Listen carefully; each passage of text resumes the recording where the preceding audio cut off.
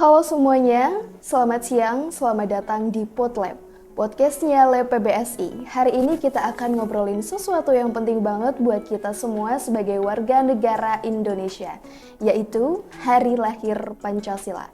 Biasa yang kita peringati setiap tanggal 1 Juni. Tapi, masih relevankah Pancasila di tengah zaman yang makin digital dan individualistis?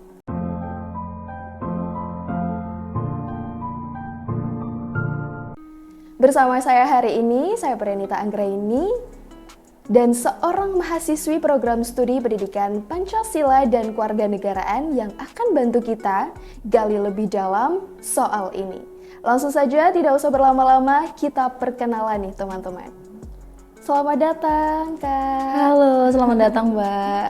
Iya, ini enaknya dipanggil Kak atau Mbak ini? Panggil Mbak aja deh. Oke, ya, Mbak biar ya. enak lah ya. Ya. Jadi kenalan dulu, ini kan teman-teman belum kenal nih ya. Yeah. Kita kenalan dulu nih, namanya siapa? Oke. Perkenalkan, nama saya Zaneta Kalmadea Karisa. Ya, bisa dipanggil Zaneta. Oke, Mbak Zaneta gitu ya? Iya. Oke, Mbak Zaneta. Nah, ini Mbak Zaneta nih program studi pendidikan Pancasila dan Kewarganegaraan nih. Nah, sekarang semester berapa? Semester 6. Oh, semester 6, berarti susun skripsi ya? Iya, sudah mulai sibuk-sibuk nyusun itu, proposal untuk skripsi. Oh, semangat ya, Kak ya.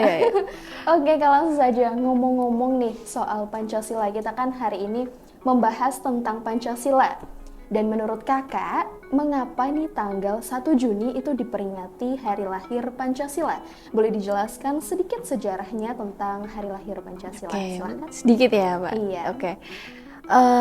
Jadi gini, disclaimer dulu ya, mungkin ini saya akan menjawab dengan sesuai pengetahuan saya ya. Jadi istilah BPUPKI ya pasti tahu ya, Iya. Badan Penyelidik Usaha Persiapan Kemerdekaan Indonesia gitu. Pada saat itu BPUPKI itu mengadakan sidang pertama ya. Sidang pertama itu pada tanggal 29 Mei sampai dengan 1 Juni 1945. Di situ itu dihadiri 39 tokoh ya yang ikut sidang, dan di dalamnya itu juga mereka itu berpidato gitu. Mereka berpidato dan merencanakan ya tentang rumusan-rumusan dasar negara gitu. Nah, pada tanggal 1 Juni 1945, tepatnya di hari terakhir ya, BPUPKI itu melakukan sidang pertama. Insinyur Soekarno ya, presiden pertama kita itu mencetuskan ya ada beberapa acuan khusus nih yang harus ada sebagai prinsip dasar negara Indonesia gitu.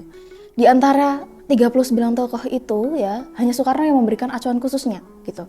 Ada 5 sila pada saat itu yang memang diucapkan oleh Soekarno ya, dicetuskan, yakni ada peri kebangsaan, kemanusiaan, ada mufakat, terus ada kesejahteraan sosial, dan yang satunya lagi itu ketuhanan yang Maha Esa gitu.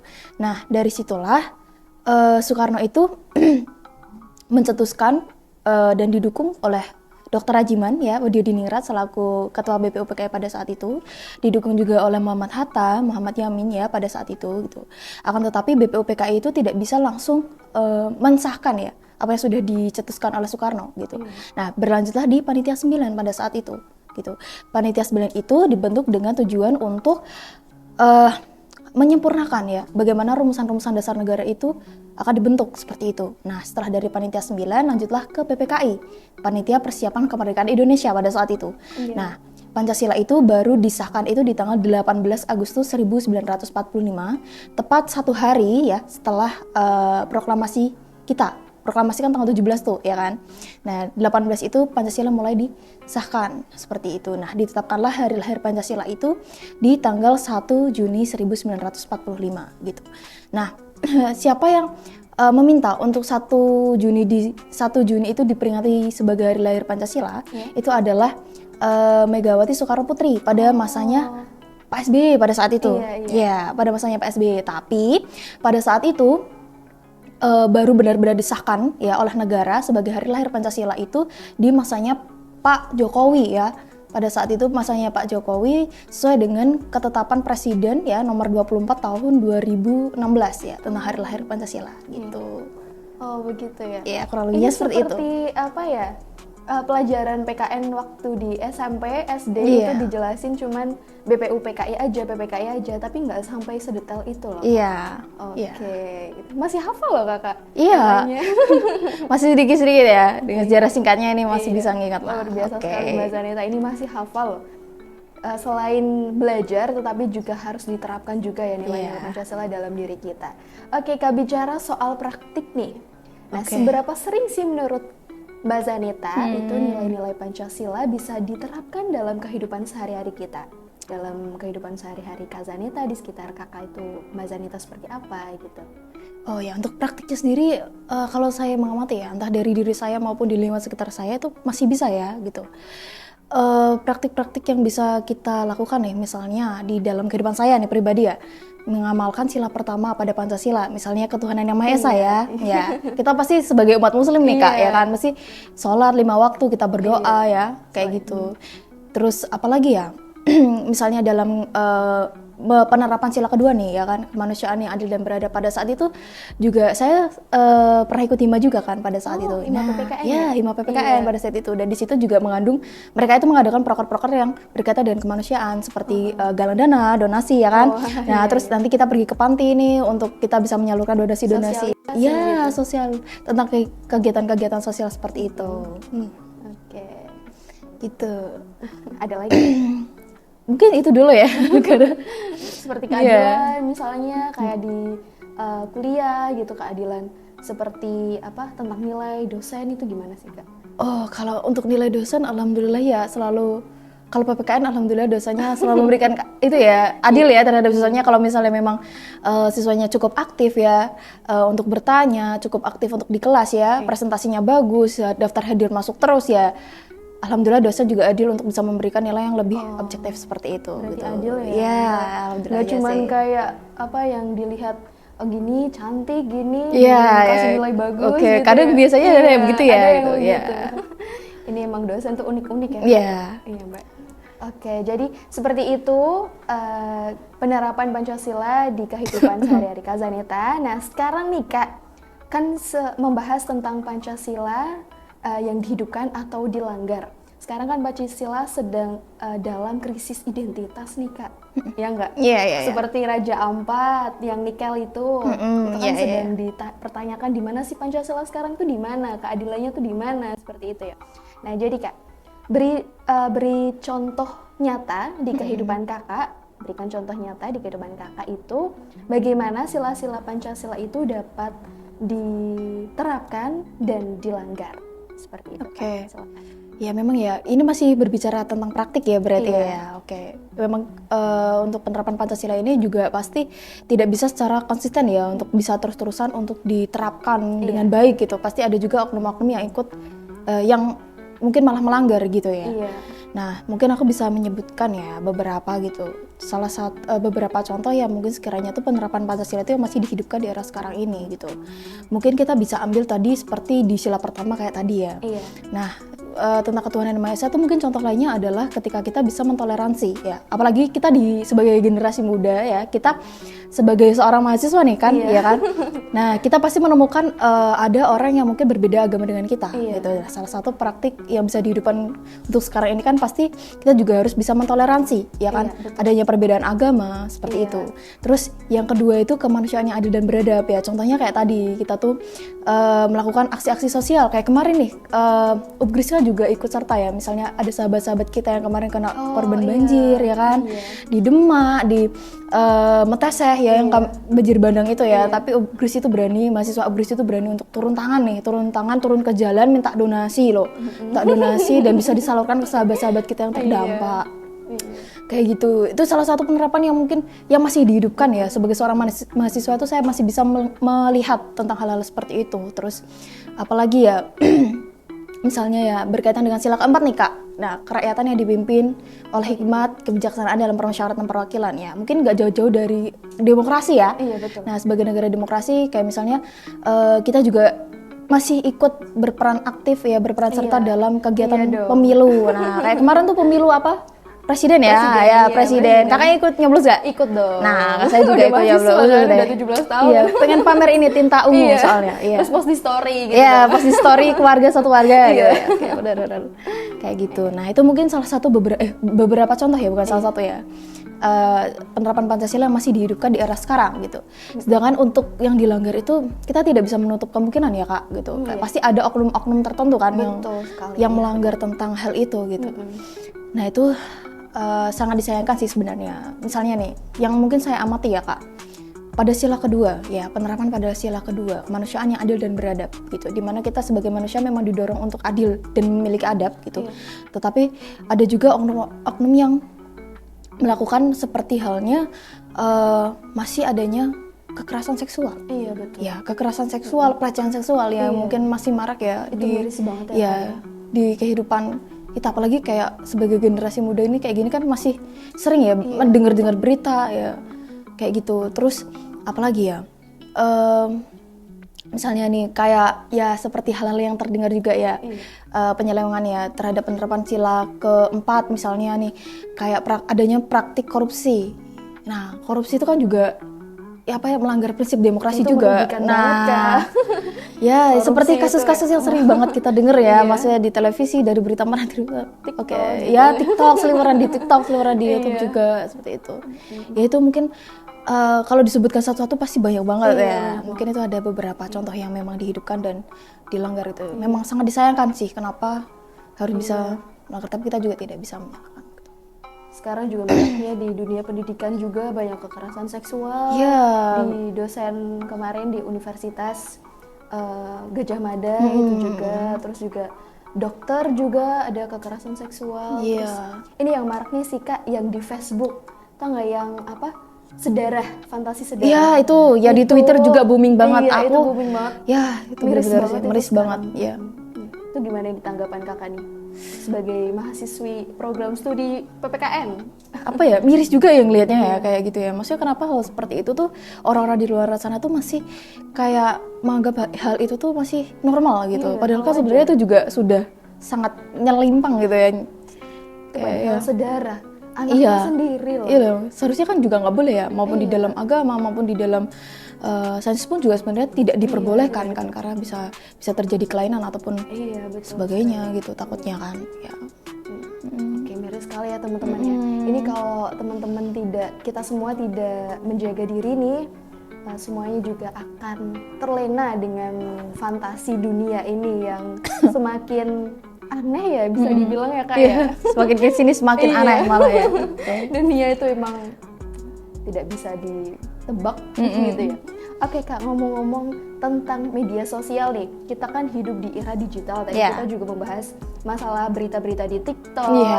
penyebaran hoax, sekarang kan juga Iya. marak gitu kan. Banyak banget. Nah, informasi itu cepat menyebar tentunya, termasuk hoax tadi dan ujaran kebencian seperti yang sekarang ini kan istilahnya cyberbullying. Apa-apa belum tahu kebenarannya gitu, tiba-tiba dibully. Iya, Kan orang yang dibully kan pasti kayak, kok aku diginiin ya, kan dia belum tahu aku gimana. Gitu, Faktanya gimana gitu faktanya ya. kan belum tahu. Iya. Gitu ya. Nah, menurut Kakak nih, apa tantangan terbesar dalam mempertahankan Pancasila saat ini? Nah, berkaitan dengan era digital ya Kak, seperti tadi mungkin Kakak singgung ya, penyebaran hoax ya. Itu tuh sangat miris ya, apalagi ditambah dengan adanya semakin kesini semakin ada AI. Iya, Nah, aduh, ya tambah ya gitu. Nah, adanya penyebaran hoax ini bisa menyebabkan adanya polarisasi politik juga, Iya. polarisasi sosial. Ya akhirnya masyarakat itu terpecah belah gitu. Iya, betul. Ya kan? Terus apalagi kalau misalnya ada penyebaran hoax yang tidak benar ya. Terus akhirnya masyarakat ikut terbawa. Iya, betul Nah, sekali. itu kan yang bikin takut ya. Gitu. Apalagi kalau misalnya tuh orang-orang tua zaman sekarang ya baca berita apa, taunya dari Facebook atau dari apa langsung dipercaya. Nah, itu kan serem gitu. Sangat tidak berusaha untuk mencari atau memfilter informasi terlebih dahulu kayak gitu. Nah, itu seperti itu sih. Bisa terjadi perpecahan ya lebih tepatnya ya. Kayak ini ibu-ibu dapat atau bapak-bapak dapat video dari Facebook, dari Yeah. TikTok, nggak ditelaah dulu nih Yeah. benar atau salah kan, biasanya langsung dikirim di grup, itu langsung booming kan, biasa Yeah, di grup yeah, keluarga yeah. kan, ini loh ada berita ini, ada berita itu, gitu. Yeah, Kenapa yeah. kok nggak, namanya juga orang tua ya. Namanya juga orang tua kayak Iya, gitu. tetapi kan juga harus ditelaah dulu dong. Namanya juga media sosial kan, kita Iya. tidak bisa tahu nih kebenarannya seperti apa, harus Iya. harus ditelaah dulu pokoknya gitu. Ya, ya, lebih Kak. pinter-pinter untuk memfilter ya kak. Iya, Iya. pinter-pinter untuk memfilter gitu ya. Hmm.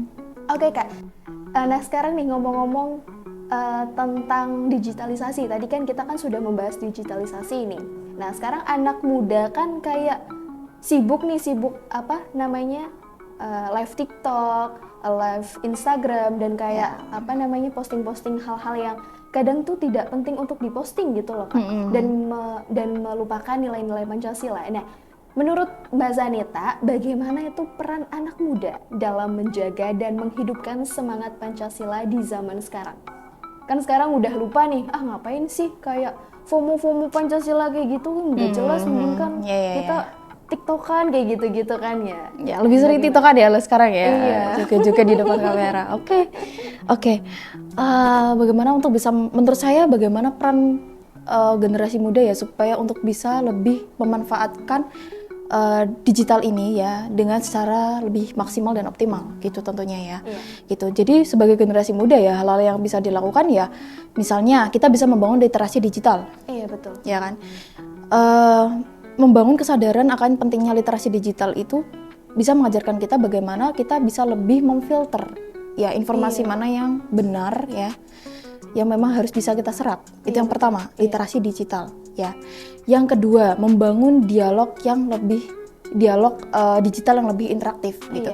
Mungkin kakak juga sering banget kan lihat kayak webinar ya tentang penanaman nasionalisme atau apapun ya, nilai-nilai pembahasan suatu kajian kasus atau apapun lah ya yang berkaitan dengan Pancasila mungkin gitu. Webinar secara online kan pas banyak ya di Instagram gitu ya.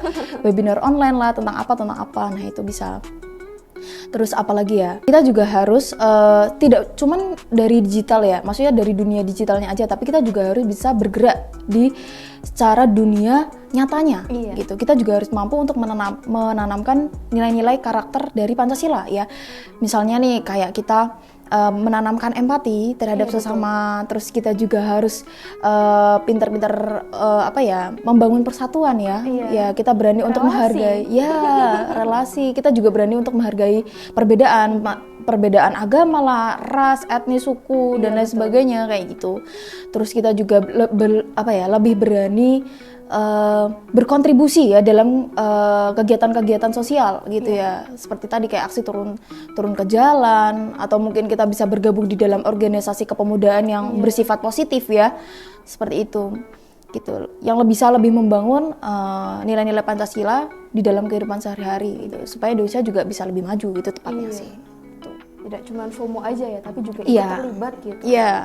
Selagi kita masih muda nih, gunakan tenaga kita untuk terus berkontribusi menanamkan nilai-nilai positif agar bisa mempengaruhi generasi muda lainnya untuk terus semangat dan terus berkolaborasi untuk membangun negeri, begitu bukan? Iya, benar. Terutama kan kita udah banyak ya platform yang sekarang kayak TikTok ya, TikTok, betul. Instagram, terus Facebook ya, banyak banget. Kita juga udah sering bikin konten kan. Nah, gimana caranya konten-konten itu tuh bukan cuma konten joget-joget, tapi kita juga bisa mengedukasi loh. Kita bisa bikin konten edukasi yang positif kayak gitu. Kita juga bisa bikin misalnya kayak gerakan kampanye sosial yang baik-baik yang menuju kepositifan gitu ya. Seperti itu. Oke Kak, jadi begitu yang sudah dijelaskan oleh Mbak Zaneta. Nah, sekarang membahas mengenai keberagaman di Indonesia. Di tengah keberagaman Indonesia, peran Pancasila sebagai pemersatu itu sangat penting nih Kak. Iya. Tapi belakangan ini kita sering lihat polarisasi sosial dan politik. Nah, menurut Mbak Zaneta, apa sih solusi yang terbaik itu buat polarisasi politik yang sudah dijelaskan tadi? Itu bagaimana? Oke, kita berbicara mengenai polarisasi politik dulu ya. Polarisasi politik itu kan artinya berarti kita ada penggolongan beberapa kelompok gitu ya, tentang karena kita memiliki perbedaan pandangan tentang politik gitu kan. Menurut saya ya, ini masih ada kaitannya dengan pada era digital itu tadi, gitu. Bagaimana polarisasi politik ini kan juga salah satunya menjadi akibat dari dampak adanya era digital gitu. Nah, menurut saya bagaimana cara untuk menyikapinya ya lewat kita harus pintar-pintar untuk tadi ya, untuk bisa menerapkan kesadaran tentang akan pentingnya literasi digital.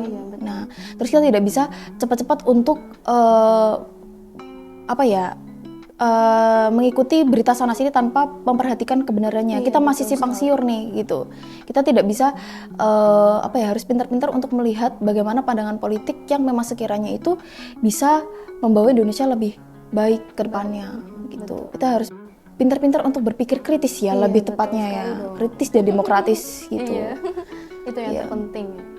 Kita harus memilah tentunya. Iya, memilah tentunya. Soalnya kan sekarang kan masalah terbesarnya kan hoax itu, kebencian kayak gitu-gitu kan, itu masih sering marak terjadi. Kenapa kok kita sudah dibekali akan pentingnya untuk memfilter dari memilah-milah dari berita-berita itu, tetapi kok tidak sadar-sadar gitu. Kenapa tiba-tiba dapat berita ini langsung disebarin, berita ini disebarin. Seperti itu mirisnya ya. Iya, mirisnya kayak gitu. Itu salah satunya sih bagaimana kita bisa menghadapi tentang polarisasi politik itu tadi. Gitu. Ya. Begitu teman-teman. Ini memang marak sekali di digitalisasi yang semakin miris ya. Nah, yang terakhir nih Kak, apa harapan Mbak Zaneta untuk masa depan Pancasila dan generasi Indonesia nih mendatang, untuk generasi muda seperti kita, seperti generasi di bawah kita itu seperti apa, Kak? Oke. Menurut saya ya, gitu. Meskipun kita memang sudah memasuki era digital ya, yang di mana-mana memang serba mudah, bahkan kita tanpa harus bertegur sapa gitu dengan rekan yang jauh aja kita udah bisa gitu ya, dengan lewat HP dan lain sebagainya gitu. Ya saya berharapnya ini Pancasila nilai-nilainya juga tidak akan luntur ya, tetap bisa menjadi alat pemersatu bangsa. Kita bisa menjadi alat pemegang supaya etika moral yang baik itu tidak akan pernah luntur, seperti itu. Gitu. Karena tidak bisa dipungkiri juga ya kan, masuknya digital kayak gini kan pasti ada tantangannya juga gitu. Makanya kita ada Pancasila sebagai alat pemersatu bangsa, ya kita harus tetap memegang teguh gitu dasar negara kita gitu. Banyak sekali nilai-nilai yang terkandung di dalam Pancasila kan gitu. Dan kita bisa mulai menerapkan di kehidupan sehari-hari gitu, baik di dunia maya maupun di dunia nyata gitu. Motivasi Mbak Zaneta nih buat generasi muda nih untuk selalu menanamkan Pancasila itu bagaimana? Ya itu tadi gitu. Ya selalu menanamkan Pancasila seperti yang tadi kita bahas ya. Jangan pernah lelah untuk bisa terus menerapkan sila-sila dalam Pancasila ya, dari sila pertama sampai sila kelima ya. Tetap bisa sama-sama saling menghargai perbedaan ya. Terus sama-sama untuk saling bahu-membahu dalam kegiatan kemanusiaan dan sosial ya. Gitu. Terus apalagi ya, kita bisa sama-sama juga ikut berpartisipasi ya dalam kegiatan-kegiatan politik maupun kontribusi dalam demokrasi ya, seperti pemilu dan lain sebagainya kayak gitu. Dan kita juga pokoknya intinya tetap harus menerapkan ya dari sila pertama sampai kelima gitu di dalam kehidupan sehari-hari. Oke, begitu teman-teman semuanya. Jadi kita sudah membahas mengenai sejarah Pancasila, dari hari lahirnya Pancasila, sejarah singkatnya, sampai dengan harapan Mbak Zaneta untuk generasi mendatang itu seperti apa. Jadi teman-teman semuanya, peringatan 1 Juni itu sebagai hari lahir Pancasila itu bukan sekedar seremoni, tapi juga momen penting untuk mengingat dan merefleksikan nilai-nilai dasar bangsa. Lewat obrolan ini kita bahas sejarah, tantangan zaman digital, sampai peran generasi muda dalam menjaga semangat Pancasila. Meski dunia makin cepat dan kompleks, Pancasila tetap jadi pegangan moral yang menekankan persatuan, gotong royong, dan keadilan. Seperti yang sudah dijelaskan oleh Mbak Zaneta tadi. Terima kasih banyak Mbak Zaneta atas waktu dan pandangan yang luar biasa sekali. Semoga obrolan hari ini bisa menginspirasi kita semua agar lebih memahami dan mengamalkan nilai-nilai Pancasila. Kita sebagai generasi muda harus senantiasa menjaga dan mengamalkan nilai-nilai yang terkandung dalam Pancasila, yaitu 4K 1P. Apa itu?